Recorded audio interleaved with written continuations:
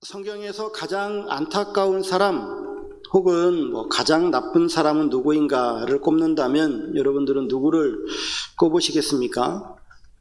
많은 사람들이 서슴없이 가룟 유다를 꼽습니다. 유다라고 하는 이름의 뜻은 하나님을 찬양하는 자라고 하는 뜻인데요, 참 좋은 이름이잖아요. 그래서 그 당시에 사람들은 유다라고 하는 이름을 많이 사용했습니다. 우리는 가룟 유다를 배반자라고 말합니다. 왜냐하면 예수님의 제자인데 스승이신 예수님을 은 30에 받고 팔아넘겼기 때문입니다. 그리고 그는 스스로 목매어 죽죠. 근데 우리가 오해하는 것 가운데 하나가 하나님이 가룟 유다로 하여금 예수님을 배반하고 예수님을 팔도록 허락하시거나 사주한 것이 아니냐 하는 의문입니다. 그래서 어떤 사람들은 예수님을 배반한 유다를 예수님의 구속 사역에 있어서 1등 공신이다 라고 말하는 사람도 있습니다. 만약에 가룟 유다가 없었다면 예수님이 팔리지 않았을 것이고, 예수님이 팔리지 않았다면 예수님은 십자가에서 죽지도 않았을 것이고, 예수님이 십자가에 죽지 않으셨다면 우리에게 구원이라고 하는 것은 없었을 것이다, 이런 식으로 얘기를 하는 것이죠.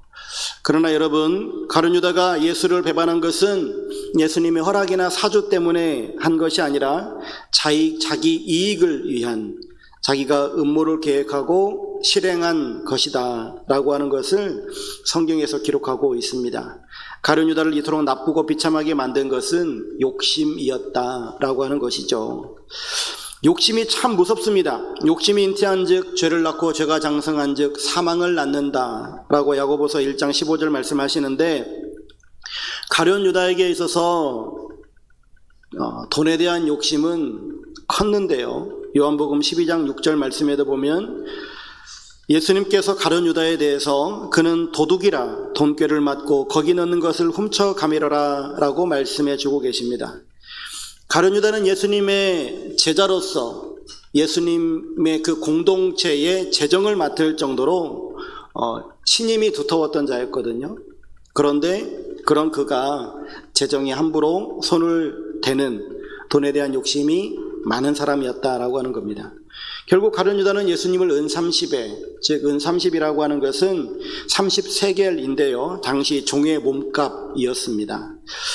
한국인들도 돈에 대한 집착이 아주 유별나죠. 사진 하나 보시면 뇌 구조에 관련된 사진이 하나 있는데요, 뭐라고 써 있는 거 잘 보이시죠? 예, 돈 이렇게 써 있잖아요. 돈 써 있고 그 중에 하나가 짧게 공부 컴퓨터 이렇게 써 있네요. 수도권 초중고 학생 6,000명을 대상으로 한 설문조사에서 고등학생의 44%가 10억 원이 생긴다면 1년간 감옥을 가도 괜찮다라고 응답했다고 합니다. 여러분 같으면 어떠시겠어요? 10억 원을 준대요. 1년간 감옥살이 하시겠습니까? 1년간 열심히 일해도 사실 1억을 벌기가 힘들잖아요. 그런데 1년간 감옥살이를 하면 10억을 준대요. 갈만하지 않습니까? 근데 우리 민율이가 간다고 하는 것 같았는데 제가 정확히는 못 봤으나 엄마가 옆에서 그러는 제스처를 취해서 그런 것 같아요. 예, 이거는 중학교 2학년 학생이 이제 해놓은 거고요.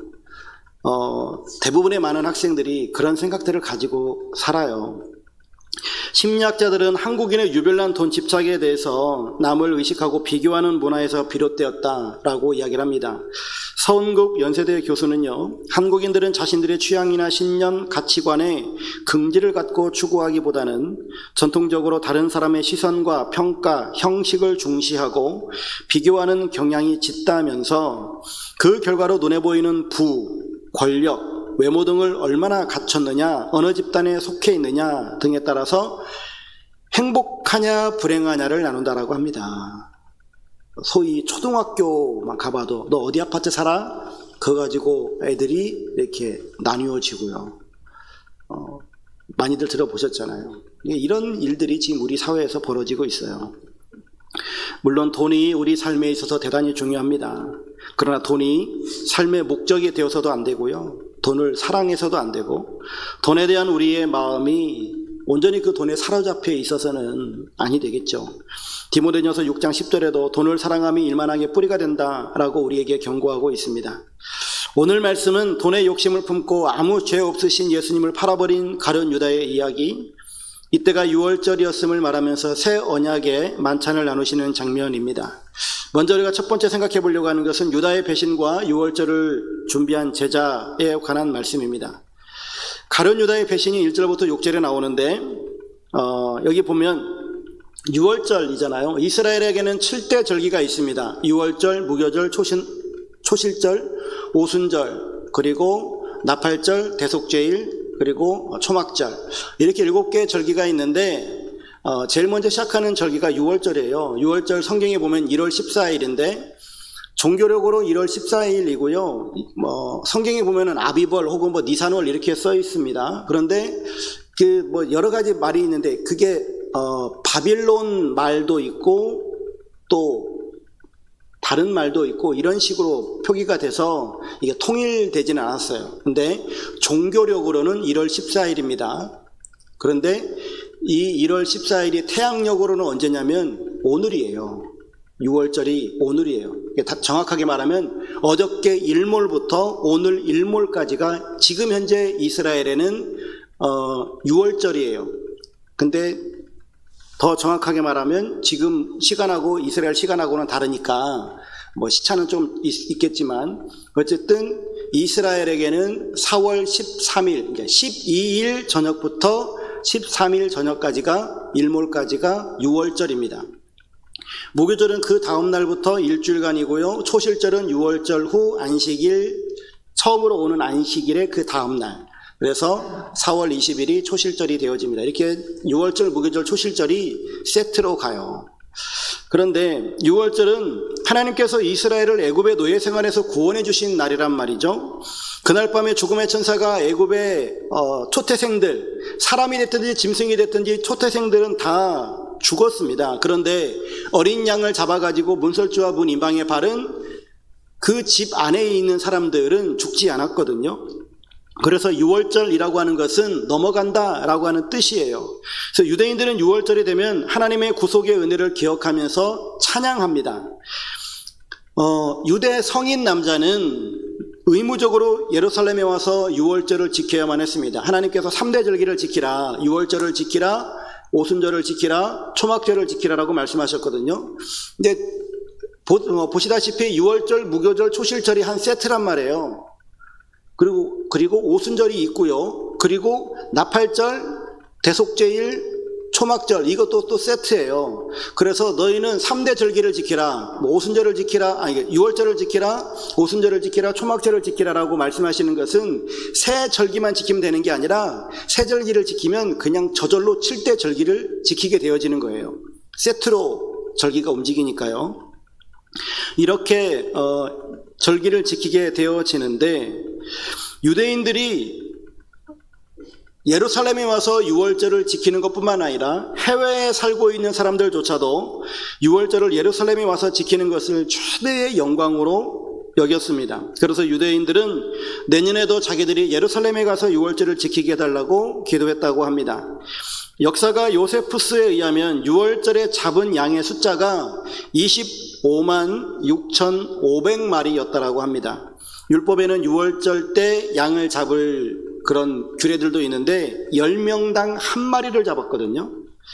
그러니까 희생된 양의 숫자대로 6월절에 예루살렘에 모인 인파가 최소 약 270만 명 정도 됐을 거다라고 추정이 되어집니다. 전라남도 인구가 작년 연말에 178만 명이거든요. 178만 명인데 270만 명이 모였으니까 100만 명이나 더 모인 거예요. 예루살렘 성이 얼마나 큰 성인가요? 아니에요. 이 신약시대, 이 초대교회 때 예루살렘 성은요 1제곱킬로미터였어요. 중마동이 몇 제곱킬로미터인 줄 아십니까? 중마동이 6.2제곱킬로미터예요. 중마동의 6분의 1밖에 안 돼요. 광영동이 3.7, 광영동도 예루살렘보다 3.7배가 커요. 그러면 그렇게 좁은 1제곱킬로미터가 어딘가 봤더니 여수시 중앙동이 1제곱킬로미터라더라고요. 우리나라에 1제곱킬로미터가 되는 데가 몇 군데 있는데 챗 GPT에 물어보니까 그렇대요. 뭐 제가 조사해본 건 아닙니다. 하여튼 1제곱킬로미터 속에 270만 명이 모였으니까 그냥 빠글빠글 모인 거예요. 이러한 거대한 인파가 예루살렘에 모였을 때 종교 지도자들인 대제사장들과 서기관들은 무엇을 했는가? 유월절 준비를 해야 되는데 그들은 예수를 무슨 방책으로 죽일까? 이것을 궁리했다라고 하는 겁니다. 왜 그러냐? 그들이 가지고 있는 권력, 자기들이 가지고 있는 기득권을 예수님에게 빼앗길 것 같아서 그랬어요. 예수님이 임금이 되어지면 자기들이 가지고 있는 모든 것들을 빼앗길 것이고, 만약에 예수님이 임금이 되지 못하고 예수님을 임금 삼으려고 하는 것 때문에 소요와 난리가 일어나서 로마군이 들어와 버리면 또 자기들이 가지고 있는 모든 기득권도 다 날아가 버리고 하는 이러한 일들이 발생할까 봐 그들은 예수님을 죽이려고 했었다라고 하는 겁니다. 그런데 이때 호박이 넝쿨째로 굴러 들어옵니다. 3절 4절에 보니까 가룟유다인이라 부르는 유다에게 사단이 들어가고 그가 예수를 넘겨줄 방도를 종교 지도자들과 함께 의논하는 장면이 나옵니다. 가룟유다는 예수님의 12 사도 중에 한 사람으로 부름받았습니다. 이 세상에 예수님의 제자가 된 것보다 더 큰 은혜와 축복이 어디 있겠어요. 그래서 그는 3년 동안 예수님을 잘 따라다녔습니다. 예수님은 가룟유다에게 돈꾀까지 맡겼습니다. 즉 가룟유다는 다른 사람들이 볼 때 정말 믿음 좋고 정말 성실하고 일을 정말로 잘하는 신앙의 사람으로 보였다라고 하는 것이죠. 하지만 가룟유다에게는 돈에 대한 집착이 있었는데 그 돈에 대한 집착 때문에 그 가룟유다가 망하게 되어지는 것이죠. 이 가룟유다의 모습을 보면서 두 가지를 발견하게 되어지는데, 첫 번째는요, 집착은 더 큰 집착을 낳는다. 다시 말하면 바늘도둑이 소도둑이 되더라 라고 하는 거예요.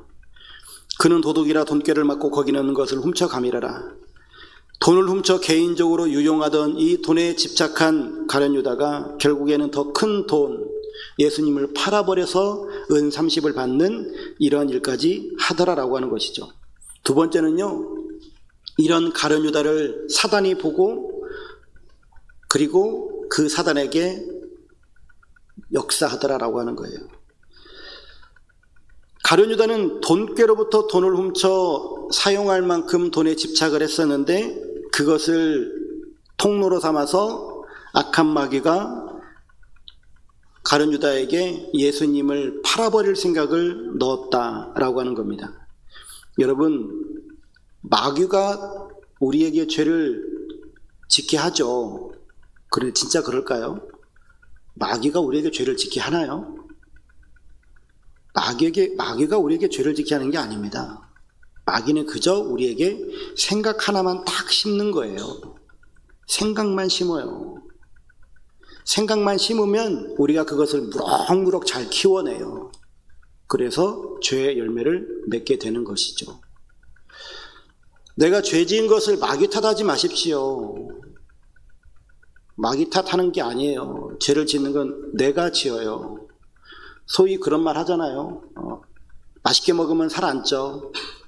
예, 통닭 맛있게 먹으면 통닭이 살 안 찌죠? 예, 내가 살이 찌죠. 뭐 농담도 그렇게 하곤 하는데, 여러분, 마귀에게 핑계대고 하나님 내가 죄를 안 지으려고 했는데 마귀가 나에게 죄 짓겠다고, 그거는 내가 그 마귀가 준 생각을 고이고이 품고 그것을 더 키워내서 죄를 짓는 것이다 라고 하는 겁니다. 가룟유다는 돌이킬 수 있는 기회가 많았거든요. 21절 22절에도 보면 예수님께서 나를 파는 자의 손이 나와 함께 상위에 있다. 인자는 이미 작정된 대로 가거니와 그를 파는 사람에게는 화가 있다 라고 유다를 안타깝게 여기고 불쌍히 여기셨습니다. 그 자리에 함께 있었던 사도 요한은 요한복음 13장 1절에 예수께서 자기가 세상을 떠나 아버지께로 돌아가실 때가 이른 줄 아시고 세상에 있는 자기 사람들을 사랑하시되 끝까지 사랑하시니라 라고 말씀합니다. 예수님은 유다를 끝까지 사랑하셨습니다. 하지만 유다는 끝까지 그 사랑을 거절했다라고 하는 것이죠. 여러분, 이런 사랑을 받아본 적 있으십니까? 자기를 팔아서 살인자의 손에 넘겨버릴 그 제자가 있는데 그 제자를 똑같이 사랑하는 거예요. 사랑을 베풀고 은혜를 베풀고 능력을 주는 겁니다. 자기를 넘길 기회만 찾고 있는 그 제자의 발을 씻겨주시고요. 그리고 살과 피의 의미를 설명해 주시고요. 그가 돌아올 수 있는 기회를 주시고요. 그러면서 그를 오래 참고 온유한 모습으로 가룟 유다를 대하고 계시다라고 하는 사실입니다. 누가 얼마든지 또한 어떠한 죄를 지었는가 주님께서는 그것을 우리들에게 물으시는 것이 아니라 내가 얼마나 오랫동안 방황했는가 그것을 우리 주님께서 책망하시는 것이 아니라 우리가 예수 그리스도를 믿고 또한 주님께 우리가 나아가기만 하면 주님께서는 우리를 하나님의 자녀로 받아주시고 하나님과 함께 살아갈 수 있는, 하나님과 교제하고 연합할 수 있는 귀한 은혜를 베풀어 주시는 줄로 믿습니다. 그 영원한 사랑, 우리를 포기하지 않는 사랑, 끝까지 사랑하시는 그 사랑이 우리들에게도 계속해서 말씀해 주고 계세요. 더 이상 방황하지 마라. 더 이상 배신하지 마라. 하나님과 함께 살라. 하나님과 함께 살되 다른 것을 또한 겸하여 사랑하지 말라. 돈과 하나님을 겸하여 사랑하는 이러한 우리의 태도를 버리라라 말씀하십니다. 여러분, 하나님이 우리들에게 무엇인가를 은혜를 베풀어 주시고 무엇인가를 주실 수도 있습니다. 예, 감사한 일이죠. 그런데 나에게 뭔가를 주어서가 아니라 그냥 하나님 자체, 나를 구원하신 하나님, 나를 인도해 가시는 그 하나님을 그저 우리가 뜨겁게 사랑할 수 있는 그 사랑의 마음을 가지고 살아갔으면 좋겠습니다. 두 번째 생각해 보려고 하는 것은 유월절 준비하는 모습인데요. 유월절이 이르자 베드로와 요한을 보내시면서 유월절을 준비하여 우리로 먹게 하라라고 주님이 말씀하십니다. 베드로와 요한은 예수님의 말씀대로 순종하여서 성내로 들어갔고 물동이를 가지고 가는 사람을 만나서 유월절을 준비하죠. 이 제자들은 그저 예수님이 시키는 대로 순종을 잘했습니다. 가룟 유다는 자기 생각, 자기 판단대로 욕심에 이끌려 계획했다면 베드로와 요한은 절대 예수님의 말씀에 순종하는 이런 모습을 보게 되어집니다. 그러면서 예수님 말씀에 순종하기 위해서 질문하죠. 9절에 어디서 준비하기를 원하시나이까? 결국 예수님이 명하신 대로 순종하였고 예비했습니다. 어떻게 보면요, 유월절 식사를 하는 이것은 하찮게 보이는 일일 수 있거든요. 베드로면은 수제자잖아요. 그리고 사도 요한은요, 예수님이 가장 사랑하시는 제자거든요. 수제자와 가장 사랑하시는 그 사람에게 그 일을 맡긴 거예요. 다른 제자들도 있는데 가장 사랑하는 제자에게 왜 이런 걸 맡기나. 그리고 이런 것들은 여자한테나 시켜야지 하면서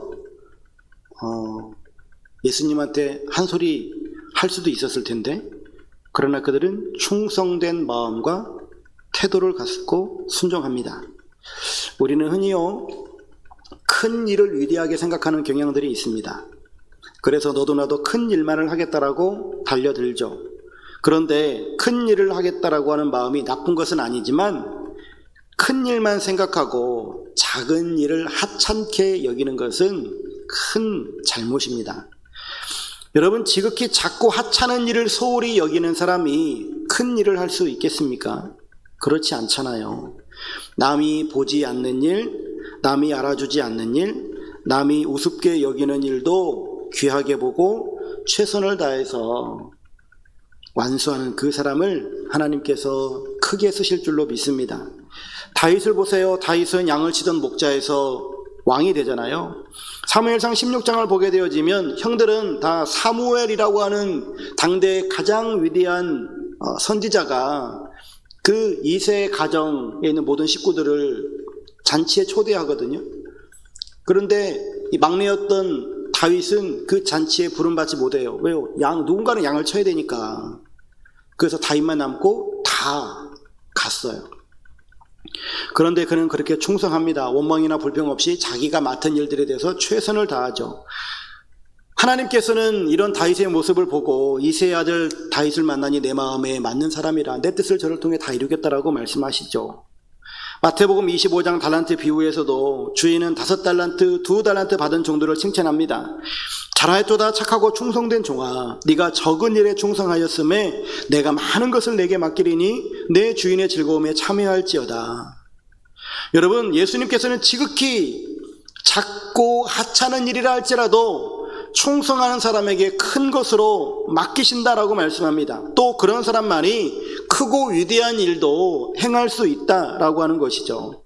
그러므로 지금 당장 크고 위대한 일을 찾기보다 나에게 맡겨주신 작고 사소한 일이라 할지라도 이것에 최선을 다할 수 있는 그런 삶을 살아가실 수 있기를 주의 이름으로 축원합니다. 두 번째 살펴보려고 하는 것은 최후의 만찬입니다. 14절에서 23절 말씀인데요, 즉 성찬식에 관한 말씀이죠. 이 6월절 만찬이 최후의 만찬이 되어지고요, 하늘나라에서 다시 이루어질 것을 말씀하십니다. 그리고 떡을 가져 감사기도 하시고 떼어 그들에게 주시며 이르시되 이것은 너희를 위하여 주는 내 몸이라 너희가 이를 행하여 나를 기념하라 라고 말씀하십니다. 떡을 찢는 것이 예수님의 몸을 찢는 십자가의 고난을 의미한다 라고 하는 것을 말씀하시는 거죠. 예수님은 당신 자신을 가리켜서 요한복음 16장에서도 내가 곧 생명의 떡이라, 요한복음 6장에 나오죠. 생명의 떡이라라고 말씀하십니다. 떡과 포도주로 인한 논쟁이 있는데요, 이것은 그냥 여러 가지 학설들이 있는 것을 잠깐 좀 설명을 드리면, 예수님이 떡을 가리켜서 내 몸이다, 또 포도주를 가리켜서 이것은 내 피다 라고 말씀하시잖아요. 그래서 로마 천주교에서는 그 성찬식에 있는 떡과 포도주가 예수님의 살과 피로 변화되어진다 라고 이야기를 합니다. 그래서 소위 이것을 화채설이라고 이야기합니다. 루터 같은 개혁자는요, 떡과 포도주가 모양과 성질은 변하지 않지만 그 속에 예수 그리스도의 살과 피가 실제로 들어있게 된다 라고 그렇게 주장했습니다. 소위 이것을 공제설이라고 이야기합니다. 기념설도 있습니다. 예수님께서 나를 기념하라 했으니 그냥 이 떡과 포도주는 그냥 기념하는 행위일 뿐이다 라고 하는 거고요. 우리 장로교회에서는 영적 임재설을 우리는 이런 생각을 갖는데, 주님의 말씀을 문자적으로 이해하지는 않습니다. 이것은 내 몸이다 라고 해서 진짜 떡이 주님의 몸이고 포도주가 주님의 피라고 생각하지 않는다라고 하는 거예요. 예수님이 나는 포도나무요 너희는 가지다 라고 해서 예수님이 진짜 포도나무고 우리가 가지라고 하는 건 아니잖아요. 그 어떤 비유적 설명이잖아요. 마찬가지로 예수님께서 말씀하시는 이것은 내 몸이다 라고 하는 것도 상징적 의미로 해석하는 것이고, 내 몸이다 내 피다 라고 하는 것은 주님께서 십자가에서 고난을 당하시는, 그리고 십자가에서 당신의 살과 피를 다 찢으심으로, 그리고 피를 흘리심으로 죽음을 맞는, 그래서 예수님의 그 고난이 결국은 우리들에게 구원을 가져다 주는 그러한 것으로 우리는 생각하죠. 그래서 우리는 예수님의 살과 피를 먹고 마시는 것은 예수님의 고난이 나의 죄 때문입니다 라고 하는 것과 더불어서, 내가 그 나의 죄 때문에 예수님께서 십자가에 죽으셨다라고 하는 것을 마음에 믿고, 또한 예수님이 나의 구원자이십니다라고 하는 것을 마음에 믿으면서 내가 이제 새로운 삶을 살아가겠습니다, 하나님의 자녀로서의 삶을 살아내겠습니다라고 하는 그런 결단을 하는, 그래서 주님께서 나를 기념하라라고 하시는 그 말씀을 우리가 상고하면서 주님께서 나의 죄 때문에 죽으셨다라고 하는 것을 늘 기억하고, 그리고 주님의 그 사랑에 우리가 응답하는 삶을 살아가겠습니다라고 고백하는 것이죠. 여러분, 예수님의 그 고난은 다른 사람의 죄가 아닌 나의 죄 때문이었다라고 하는 것을 여러분 절대 잊지 마십시오. 그리고 예수님의 그 고난이 나의 죄 때문이었다라고 하는 것을 믿는다면 예수님을 나의 구세주로, 나의 왕으로 고백하셔야 됩니다. 내가 믿어야 된다라고 하는 거예요. 소위 그런 얘기하죠. 하나님에게는 자녀만 있고 손주가 없어요. 하나님은 모든 사람들에게 아버지가 되시는 분이세요. 나를 구원하시고 나에게 영생을 주시는 그 주님을 우리가 성찬식을 할 때마다 기억하고, 그리고 그 성찬식 행할 때에 주님께서 우리와 함께 성령님으로 연합을 이루시는 그러한 기쁨과 감격을 맛보실 수 있기를 주의 이름으로 축원합니다. 다음 주에 우리가 성찬식이 또 있을 건데요, 성찬 예식에 참여하는 우리의 자세, 여기 화면에 보시면 5가지를 적어놨는데요. 성찬 예식에 임할 때에 우리 허물과 죄를 깨닫고 고백하면서 통회하는 마음을 가져야 됩니다. 첫 번째 가져야 될 마음이 회개예요. 두 번째 가져야 될 마음이, 우리가 이제 그 주님의 그 죽으심으로 말미암아 우리가 구원함을 받았으니까 이제 그 구원함을 받은 우리들이 이제 하나님과의 관계가 회복이 되어지고 이제 우리가 하나님의 자녀가 되어졌으니 이제는 새 생명 얻은 기쁨과 감사가 넘치는 그러한 삶을 살아가겠습니다. 그리고 그 성찬식을 대하면서 예수님의 고난을 묵상하는 것뿐만 아닌 새 생명 얻은 것에 대한 감사가 더불어 우리들에게 있어야 된다라고 하는 것이에요. 세 번째 생각해 봐야 될 것은, 이제는 내가 하나님의 자녀로 변화되었으니까, 이제는 구원받았으니까 주님께서 우리들에게 원하시고 있는 것, 내가 거룩하니 너희도 거룩하라 라고 하시는 그 말씀을 기억하면서 우리가 하나님 앞에 거룩한 성도로서의 삶을 살겠습니다. 삶의 변화를 이루어 가겠습니다. 소위 성화를 이루며 살아가겠습니다 라고 결단하는 시간이 되어져야 된다라고 하는 것이죠. 네 번째, 우리가 성찬식을 행하면서 우리 주님께서는 우리를 교회라고 하는 공동체로 묶어주셨습니다.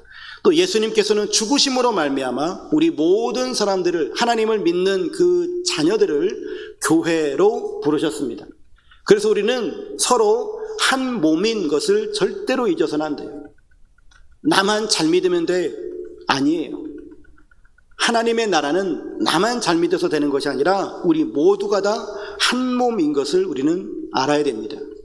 여러분, 손끝에 가시 하나만 박혀도 온몸이 괴로워요. 손끝에 가시 박혔으니까 너 손가락 괴롭지? 아이고 나는 신난다 하면서 내 입이 그렇게 말하는 거 보셨습니까? 그렇지 않잖아요. 그럴 수가 없는 거예요. 내 배가 아픈데 아이고 너 배 아프냐? 아이고 꽃이라 하면서 내 손이 막 즐거워하는 거 보셨습니까? 그럴 일이 없어요. 우리는 한 몸이에요. 그래서 형제가 기쁜 일이 생기면 같이 기뻐하고, 형제에게 힘든 일이 생기면 같이 도와주고, 그리고 슬픈 일을 당했을 때는 같이 위로해주는 이러한 하나됨을 힘써 지켜나가는 삶을 살아야 됩니다. 그리고 5번째, 우리 성찬식에 임하는 우리 모두는 우리가 예수 그리스도로 말미암아서 구원함을 받았는데, 내가 예수 그리스도를 믿고 내가 변화되어지고 그리고 내가 기쁨 가운데 살고 우리가 행복하게 살아가는 것 좋은데, 우리끼리만이 아니라 예수님께서 궁극적으로 이 세상에 오신 목적이 나를 구원하실 뿐만 아니라 내 주변에는 믿지 않는 많은 사람들, 모든 사람들을 구원하기를 원하시니 우리가 전도의 사명을 다하겠습니다 라고 하는 이런 결단이 이 성찬식에 있어져야 할 줄로 믿습니다. 여러분, 오늘 말씀을 다시 한 번만 잠깐 좀 요약을 해보면, 가룟 유다가 배신을 하죠. 돈 욕심 때문이었습니다. 유월절 준비하는데 베드로와 요한은 순종하지요. 최후의 만찬 때 그들이 성찬에 대하는 자세가 어떠해야 되는지도 오늘 본문을 통해서 말씀을 나누었습니다. 여러분, 가룟 유다는 예수님 앞에 돌아설 수 있는 기회가 주어졌지만 돌아서지 않았어요. 주님께서는 오늘도 우리들에게 기회를 주시면서 우리들이 하나님의 사랑 앞에 엎드리기를, 또한 주님의 말씀에 순종하기를, 하나님의 뜻대로 살아가기를 원하시고 계십니다. 선택은 내가 하는 거예요. 나의 선택에 의해서 내가 주님의 뜻대로 살아갈 것이냐, 아니면 주님을 배반하며 살아갈 것이냐를 우리는 결정하며 살아가게 되어질 것입니다. 6월절 만찬을 나누시고 이제 새 언약의 만찬을 행하시는 이 주님의 모습을 바라보면서 나를 구원하신 그 주님의 사랑에 감사하며, 또한 이 사랑을 우리 모두가 다 함께 누리고 또한 이 사랑을 세상에도 증거할 수 있는 여러분들의 삶이 될 수 있기를 주의 이름으로 축원합니다. 함께 시간 기도하실 때 나의 기득권 욕심 때문에 주님을 배반하고 이웃에게 상처 주는 죄악을 범하지 않게 하소서. 크고 위대한 일을 찾기보다 맡겨진 작고 사소한 일에도 최선을 다하게 하소서. 언약의 피로 세운 주님과의 만찬에서 생명의 풍성한 교제를 누리고 나누게 하소서. 우리 함께 결단하시면서 기도하도록 하겠습니다. 함께 기도하시겠습니다.